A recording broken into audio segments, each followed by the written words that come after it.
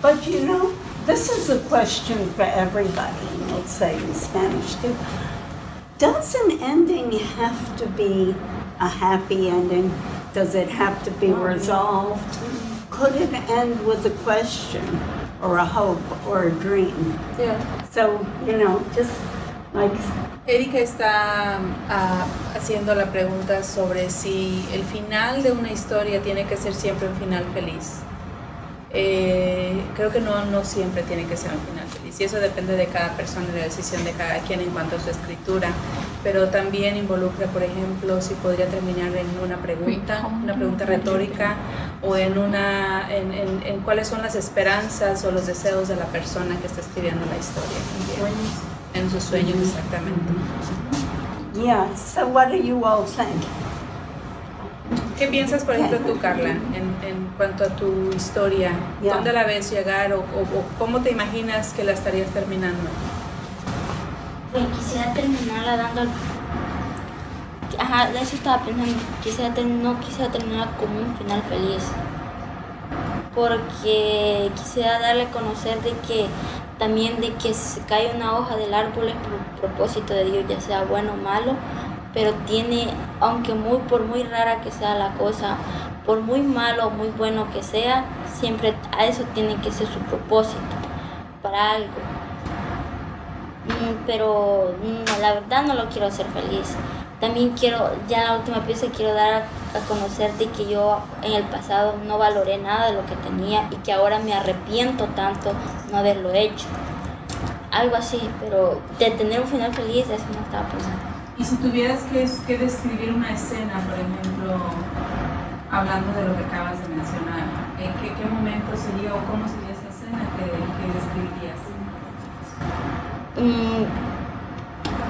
Cuando quizás en el primer momento de que yo vine aquí, que yo conocí a mi mamá aquí, entonces yo dije que toda mi infancia había dicho que jamás quería estar con ella, y me encuentro en un momento donde yo la estoy viendo a ella y yo no siento nada por ella. Yo digo, yo no quiero estar aquí, no quiero a mi hermana, no quiero vivir con un padrastro, quiero estar con mi abuela y con los que yo conozco. No quiero estar en un mundo nuevo, no quiero nueva comida, nuevos compañeros, nuevos amigos, no quiero nada, solo quiero mi vida de nuevo. So she's describing like the last scene when she comes into this country and she suddenly meets her mom, because you know her mom left when she was 6, and she comes here and meets her mom, and she realizes that she doesn't have any kind of feeling for her mother. She doesn't love her little sister. She doesn't want to live in this country. She doesn't want to try new food. She doesn't want to have new friends. The only thing she wants the most is to go back with her grandmother and her life. So that's very different, but they're all very, very powerful endings. There's not a recipe or one way to make the ending, but the ending leaves you with an emotion. Like when I'm driving home, I always say this. So far, I would be thinking about all these endings because they're all very powerful. They're all very muy emocionante. They're, you know, importante, and they're a journey, really. You've gone from one, and you know, this is a sad ending, but it's an ending that so many people can relate to, and it's very real. You know, I think that from what I've seen, all your stories are getting more and more real. The more you write them, the more real they're getting. You know, so someone else.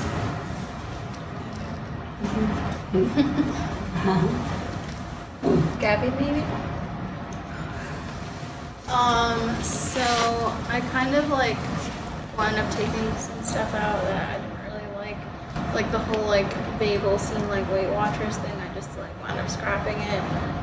So I like edited down to like what I have now. So like I do still like want to continue with this story because like for me it's like an ongoing thing, and there's like so much I can like do, but like the way I ended it today was like with a poem. So that's what I did with that. Like, and for those of you like who were here last year and like remember Poseidon poem, like that kind of came back, but it's like a newer thing. I like the older poem she did. So yeah, so like with my previous story, I'd been writing about like an abusive relationship. So like throughout that story, I wrote 2 poems centered around like Poseidon, because like the water and the ocean are like my favorite things.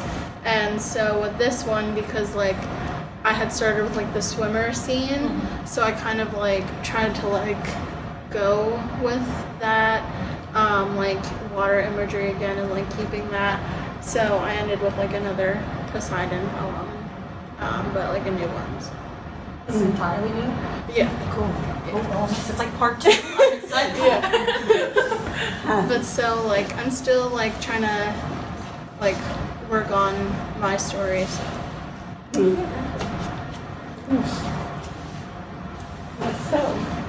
Gary está describiendo sobre lo que continúa escribiendo. Si se acuerdan de la escena en donde ella habla del lugar en donde su mamá la lleva para perder peso, el programa para adultos para perder peso, está tratando de avanzar en esa pieza y escribió un poema acerca de eso. Después escribió también un poema acerca de Poseidón, porque dice que el mar es algo de sus cosas favoritas. Escribió un poema también de eso. Solo vamos a ver cómo está. So someone else. Taylor?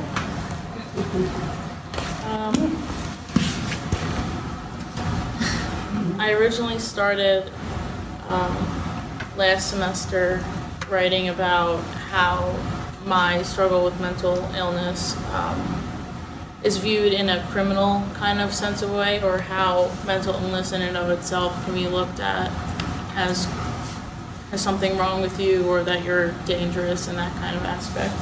I'm not really sure the direction in which I would like to end it, because again, with very similarly, it's not in just stop kind of a thing. It doesn't just end. I'd like feedback about how I could potentially end it, but I really have no idea how I would end it. Okay, I'll ask. I have an idea. Okay. I'm sorry. I'm thinking that because your writing has been very like sporadic, just because it's like hectic, like you go through extreme highs and extreme lows, maybe a place of just content to end it, like you feel content, or like we talk about a place of peace, you know, that you want to try to reach for. It could just be hopeful, the ending, like I'm hoping for that peace, I'm striving for that peace, rather than I've got it and this is the end, you know what I mean? So something like that, like you're just hopeful for the future, rather than you're scared of the future, or you don't want the future to come, you're just hopeful for it. There's one, sorry, I feel like I have to sneeze.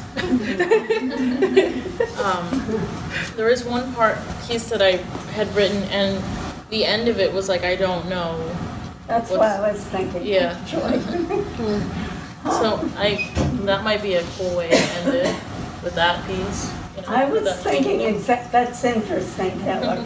I was thinking exactly the same thing, and I was actually going to ask all of you if you remembered her other endings, because each of her pieces, that one actually has the words "I don't know," but almost every piece that Taylor has written has the idea of "I don't know." And then you think she's going to really go down and be defeated. And then something pulls her, not all the way up, but up enough so that then she can keep going. And it's almost like your ending has to do with your style. Like when Carla was talking, her ending is so much like her style all along. Mm-hmm. You know, or Javier, or any of you, you know, it's kind of like, it's whatever it is you're trying to do. And I think that yours will probably end in a moment of, I don't know, But there's a book I actually love that a doctor wrote called The Wounded Storyteller. And he said there's a whole movement now for doctors to let their patients say the truth. Because what he said is that most doctors wanted their patients, even if somebody's dying of cancer, to tell a positive story. Oh, well, you know, God will take care of me, or I'm fine, or I'm calm, or I'm reconciled. And you know what? Life isn't like that. And so this idea of the doctor who is able to hear a story where there's maybe pain, disappointment, sorrow, it's more real. So that's why I think your story is so important. Yes. So we have about 2 more people. María, ¿quieres hablar acerca un poquito de tu historia? De cómo va a ser el final. ¿Qué visión tienes en cuanto a lo que has escrito? Por ejemplo, ¿cómo quieres hacerlo progresar y hasta dónde lo llevaría a una escena final? Yo creo que es la valoración a la madre, porque, o sea, el momento que nos hace falta... Un poco más fuerte, yo creo que es la valoración a una mamá, porque cuando el momento que no está ella, o sea, nosotros nos damos cuenta de las cosas cuando ella estaba y cuando ella no estaba. Entonces yo creo que es eso. Y si tuvieras que describir la escena específica donde te das cuenta de eso, ¿cuál sería? Yo creo que como nosotros somos mujeres y compartimos con otra mujer nuestros sentimientos o nuestras emociones, ahí es cuando nos damos cuenta, porque a un padre no es lo mismo decir. Cuando estás sola, entonces, ¿te refieres a que en el momento que estás sola o contándole a alguien, te das cuenta del valor de tu mamá? ¿O cómo sería ese momento? ¿Cómo lo pondrías en papel, por ejemplo, la escena?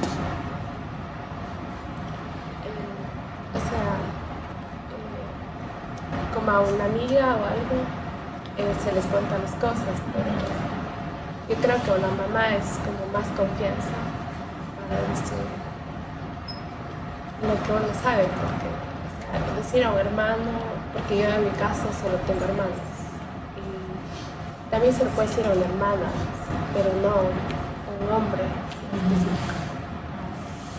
And I don't know if you remember that, but Maria's piece is about her coming to this country and then going back to her country, and her mom stayed here with her brother because her brother was sick. And so she had to go back, expecting her mom to go back to their country as well, but then her mom called and said, I'm not coming back. And she's describing the moment when she realizes the value that her mom has in her life, because she is the only girl in the family, and suddenly she finds herself with no one to talk to. Her mom was her best friend, and all her secrets and everything she will tell her mom first and when she realized that she had to tell how she felt, the way she was feeling in that moment when her mom was not coming back, she had to tell that to a friend and not to her mom herself. She realized the figure that her mom has in her life.